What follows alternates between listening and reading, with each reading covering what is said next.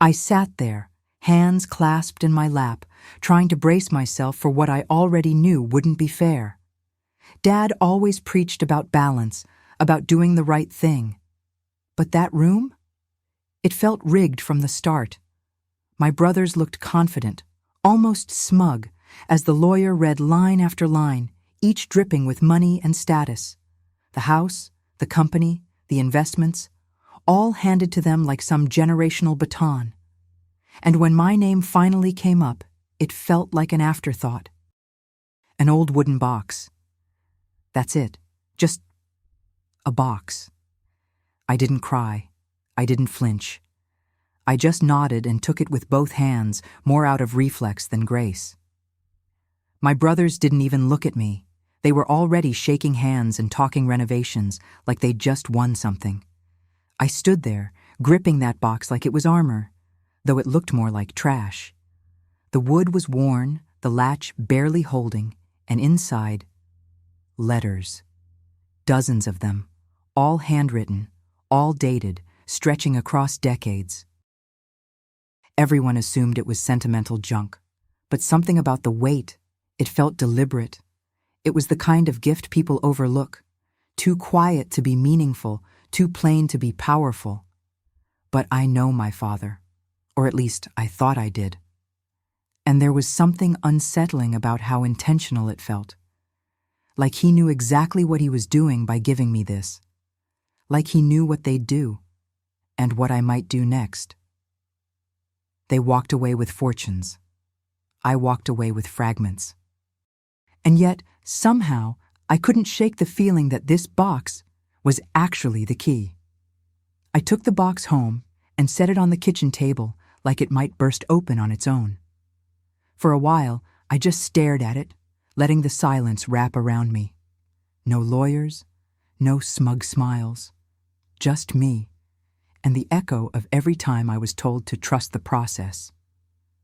The box didn't look like much, but something about it made me feel watched, not in a paranoid way, more like it had been waiting for me. Like it held something no one else was supposed to carry, and I was tired, but I was curious. So I opened it. The letters smelled like old paper and ink, familiar but distant. Each envelope was worn at the corners, some sealed, others not. I picked one at random. The handwriting was unmistakable, my father's. But it wasn't addressed to me. It was to someone I'd never heard of. I felt a strange pull in my chest, like a memory I didn't have was suddenly trying to surface. That's when it hit me. These weren't mementos. These were stories he never told, secrets he never voiced, things he didn't trust anyone else to know, until now. The room felt smaller as I read the first few lines. My heartbeat slowed, but my thoughts raced. I glanced back at the stack. There had to be 50 of them, maybe more. Who were they for? What did they hold? I didn't know yet, but something told me they were written for a reason. My brothers got buildings, cars, bank accounts. Things that shine on paper. I got a box of forgotten voices, and somehow it already felt heavier than everything they'd been given. That night I barely slept. I kept thinking about how easy it had been for them to dismiss me. Isabel's fine, they always said. I was the dependable one, the calm one, the one who didn't make waves. And maybe they thought they were doing me a favor, sparing me from the weight of the estate. But it wasn't mercy. It was erasure. They walked away with the symbols of legacy. I walked away with silence disguised as inheritance. Except now, that silence was whispering louder than ever. I started sorting the letters by date, laying them out across my living room floor like pieces of some forgotten puzzle. Each one revealed a new corner of our family I'd never seen before, like shadows cast by people I thought I knew. And as I read, something began to shift inside me. Not anger, at least not yet. It was something quieter, more dangerous. A realization. These weren't just letters, they were leverage, not loud or flashy, but real, tangible, sharp, in all the right places. I kept the box close after that, even slept with it beside the bed. I didn't tell anyone. Not yet. Let them think I got the short end of the deal. Let them laugh behind closed doors. They took the estate. I was left with stories, or so they thought. I didn't plan on reading them all in one sitting, but once I started, I couldn't stop. Each letter opened a door I hadn't even known existed, and none of them were addressed to me. That part stung more than I expected. They were written to ghosts, people who never answered, maybe never even read them. But somehow, I was the one holding them now. It felt like eavesdropping on a past I was never supposed to witness. But I kept going, because with every page, the illusion of our perfect family cracked a little more. One of the first that shook me was addressed to a woman named Lena. I'd never heard her name before, but by the second paragraph, it was clear. She had a child with my father, a child he never claimed, a sibling I never knew existed. My hands trembled. It was written decades ago, long before I was born. He talked about guilt, shame, the pressure to protect his reputation. He promised to provide from a distance, just not the kind of presence that matters. I felt sick, angry, and then I felt something worse, curiosity, because if that was in just one letter, what else was waiting? I scanned the others, hungry for names, places, timelines. I wanted to know who I was, who we really were. The next letter was addressed to my father's accountant, full of veiled language that only made sense if you read between the lines. Embezzlement, asset manipulation, all tied to my eldest brother, with my father cleaning it up behind closed doors. And just like that, the balance of power in my mind began to shift. I started keeping notes. Not just summaries, connections, a timeline, cross-references. It felt like something out of a crime novel, except this was my family, my blood. Each envelope I opened chipped away at the version of us I had once believed in. And yet, beneath the heartbreak, there was something else. Clarity. Like I was finally seeing the frame behind the painting. One that had always been there, carefully hidden behind charm, success, and legacy. I had lived in that lie for years, not anymore. Then came the letter that made me pause longer than I should have. It was shorter than the others, almost blunt. My father writing to a woman named Elise, apologizing. Not for the affair, he never used that word, but for the confusion it created around paternity. Paternity. I read the line over and over, my breath catching every time. He wasn't talking about some distant cousin or family friend. He was talking about me.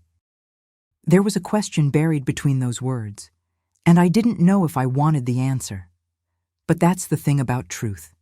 Once it's out, it doesn't go back in. And I couldn't unread it, couldn't unsee what I'd seen. I looked at myself in the mirror that night and realized I didn't fully know the woman staring back. Not her roots, not her blood, and maybe not even her name. My father had written these letters like confessions no one was meant to hear, but I heard them. And now I had to decide what to do with them. I laid the letters out like a map, some parts faded, others painfully sharp. But together, they formed a blueprint of everything we were never supposed to know. Betrayals layered over secrets, stitched together with denial. It wasn't just scandal, it was rot, rooted deep and disguised as family pride. I remembered all the times my brothers spoke about our father's legacy, like it was some untouchable monument. And I realized something no one else had. That monument was built on lies. And I was now the only one holding the full blueprint. I didn't rush to tell anyone, not yet. I wanted to understand it first, to see where the cracks led. Some of the names matched people still alive, some didn't, but they all played a role in the story my father never told. And there I was, his forgotten daughter with nothing but paper. And somehow I'd never felt more dangerous, because these weren't just letters. They were weapons. Not the kind you use recklessly, but the kind you keep close, hidden, until the moment is right. They gave me a box they thought was useless, something sentimental, something soft. But what they really handed me was history, raw, unfiltered, and weaponized. And now that I knew what was inside, I couldn't go back to who I was before. The silence had been broken. The story had begun. And I was the only one who knew how it would end. I didn't scream. I didn't storm into a boardroom or call out my brothers at dinner. That's what they would have expected. But I've learned something over the years. Power doesn't always show up loud. Sometimes it wears soft voices and steady hands. So I played it quiet. I played it long. While they were busy playing kings, I was drawing a map behind the curtain. Every name, every date, every secret, not to destroy them, not yet. First, I wanted to understand the shape of their world, so I could tilt it. The first move was simple. I called a friend from college, Ava, who now worked in investigative journalism. We hadn't spoken in years, but I still had her number. "Off the record," I said. She agreed, no questions asked. I sent her 3 letters, just enough to raise eyebrows, nothing that would trace back to me. Within days, she emailed, "Are you sitting on an entire archive?" I didn't answer. Not yet, because I wasn't done reading, and I wasn't done planning. Then I made a copy of the letter tied to the financial cover-up, my eldest brother's mess. I printed it on plain paper, no signature. I mailed it to the regulatory office anonymously. No return address, no fingerprints. And as I slid it into the mailbox, I felt something shift. Not fear, not triumph, just control. Me, the invisible sister, with nothing to her name but a box of forgotten letters, was now the one pulling strings none of them could see. There was one letter I couldn't stop thinking about, the one about the child, my sibling, hidden, erased, like they were just a bad decision swept under a silk rug. I found their name, their birth date, their mother. The pieces came together slower than I expected, but eventually I tracked them down. Their name was Marcus. He lived 2 states over, worked in IT, quiet life, modest place. I debated for days. Then I wrote a letter of my own, honest, careful. I didn't ask for anything.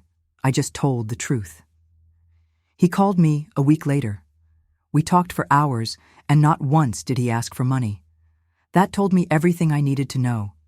He had questions, of course. Pain, years of silence to unpack. But what struck me most was how calm he was.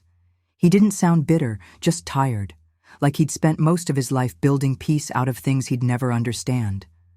And suddenly, I felt protective of him. Not in a maternal way, but in the way someone guards what's been mistreated too long. We made a pact, quiet, simple, and built on shared betrayal. I gave him copies of the letters that mentioned him.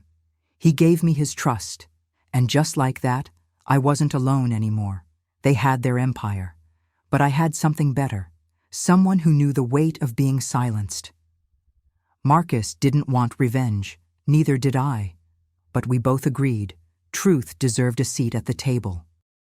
And now it was slowly pulling up a chair.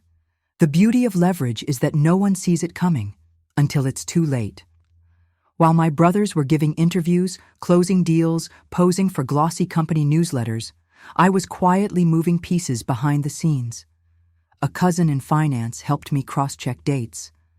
A paralegal friend hinted which whistleblower offices took things seriously. I wasn't declaring war.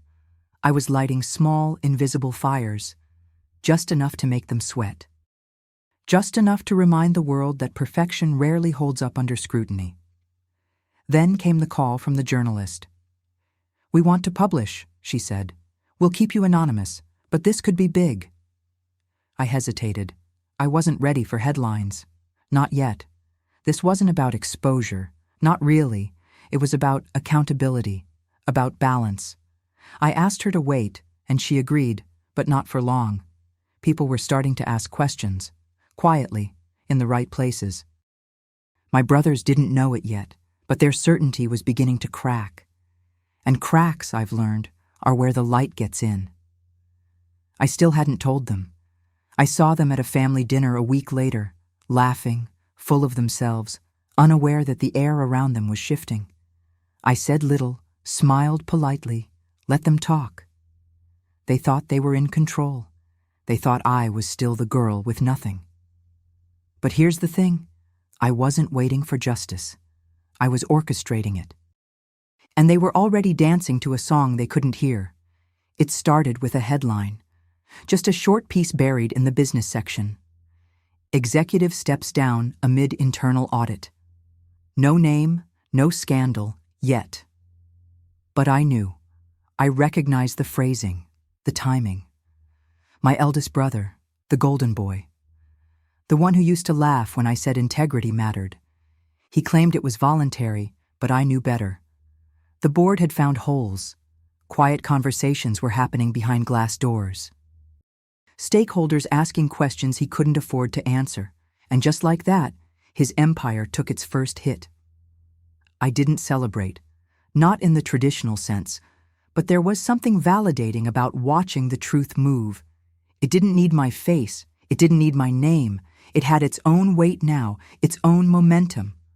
Meanwhile, my other brother, the so-called strategist, began dodging calls from financial regulators. A whisper here, a letter there, sent through careful channels. Not forged. Not manipulated. Just released. The truth has a way of unsettling those who've built comfort on concealment. They still didn't know it was me, and I didn't need them to. That was the part I cherished most. All my life, I was the afterthought, the extra chair, the quiet one. But now I was the reason they couldn't sleep through the night.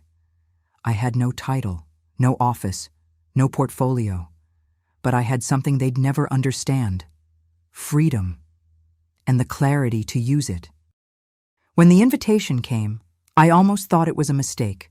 A formal email, pristine logo, polished language, asking me to join the board as a non-executive advisor. Your discretion and moral clarity have been noted, it said.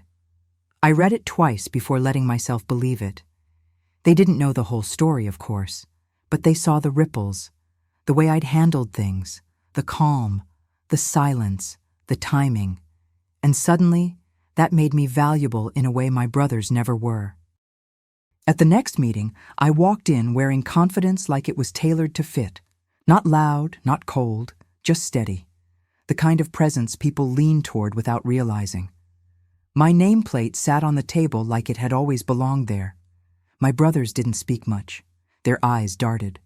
One tried to force a smile. I offered a polite nod. No gloating, no reminders, just presence. That's what unnerved them most. I wasn't chasing power. I'd already claimed something they couldn't steal back: credibility. Afterward, I asked to speak to them privately. Just us. No advisors, no assistants. I waited until the door closed. Then I looked at them, not with rage, but with truth. You inherited everything but the truth, I said. I inherited the truth, and that gave me everything. And the silence that followed, it tasted like a win I never had to shout about.